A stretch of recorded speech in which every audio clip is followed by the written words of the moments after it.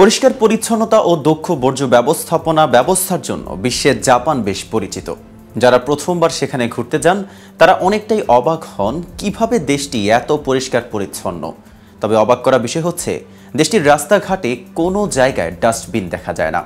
কিন্তু কেন জাপানে কোনো ডাস্টবিন নেই, আর ডাস্টবিন ছাড়াই কিভাবে এত পরিষ্কার পরিচ্ছন্ন থাকে জাপান, সেই ব্যাপারটি আমরা জানাবো এই ভিডিওতে। আর কেটিভি গ্লোবাল চ্যানেল থেকে আপনাদের সাথে আছি আমি মেহেদি হাসান।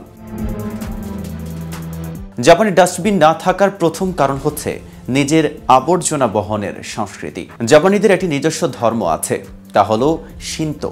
এর মূল মর্মবাণী হলো পরিচ্ছন্নতা। দেশটিতে কোনো আবর্জনা ফেলার ডাস্টবিন না থাকার একটি কারণ হলো লোকেরা তাদের নিজস্ব আবর্জনা তাদের সঙ্গে বহন করে নিয়ে যায়। জাপানিরা পরিচ্ছন্নতা সম্পর্কে এতটাই সচেতন যে যতক্ষণ না সঠিকভাবে ময়লা ফেলার ব্যবস্থা করা সম্ভব ততক্ষণ তারা সেই আবর্জনা নিয়ে রাস্তায় বের হন না। এই সাংস্কৃতিক রীতিটি জাপানি সমাজে গভীরভাবে গেঁথে আছে, যার ফলে যত্রতত্র ডাস্টবিন দেখা যায় না। দ্বিতীয় কারণ হচ্ছে নিরাপত্তা উদ্বেগ। জাপানে আবর্জনার পাত্র কম থাকার আরেকটি কারণ হচ্ছে নিরাপত্তাজনিত উদ্বেগ। অতীতে তা কখনো কখনো বিস্ফোরক বা বিপজ্জনক উপাদান রাখার জায়গা হিসাবে ব্যবহৃত হতো। 2 দশক আগে 1996 সালে টোকিওর পাতাল রেলে সারিন গ্যাস হামলার পর বেশিরভাগ ডাস্টবিন সরিয়ে নেয় দেশটির প্রশাসন। জানা যায় ওম শিনরিকিও নামে গুপ্ত সংগঠনের সদস্যরা পাতাল ট্রেনের ডাস্টবিনে সারিন নামে মারাত্মক গ্যাস রেখেছিলেন। এতে 13 জন যাত্রীর মৃত্যু ও 54 জন গুরুতর আহত হয়েছিলেন। পরবর্তীতে আরও 980 জন এই গ্যাসের প্রভাবে অসুস্থ হয়ে পড়েন। তৃতীয় কারণ হচ্ছে বর্জ্য ব্যবস্থাপনার দায়িত্ব। ব্যক্তি ও সামাজিক পর্যায়ে বর্জ্য ব্যবস্থাপনার ক্ষেত্র জাপানিদের দায়িত্ব বোধ প্রবল।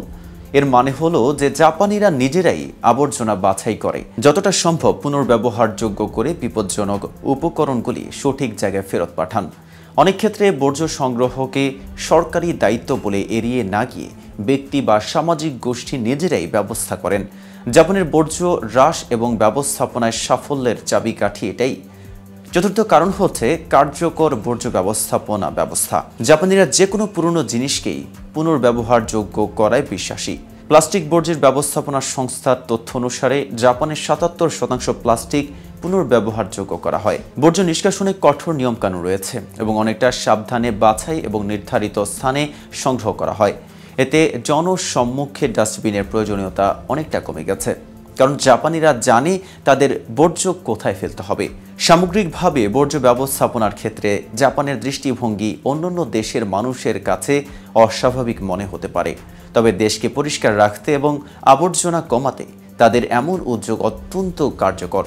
তবে জনপ্রিয় পর্যটন কেন্দ্রগুলোতে পর্যটকদের আনাগোনার রাস্তাঘাট আবর্জনায় ভরে যাওয়ার সম্ভাবনা দেখে ডাস্টবিন পুনরায় ফিরিয়ে আনা হচ্ছে জাপানে। আজ এ পর্যন্তই। সারা বিশ্বের নিত্য নতুন সকল আপডেট পেতে কেটিভি গ্লোবালের সাথেই থাকুন।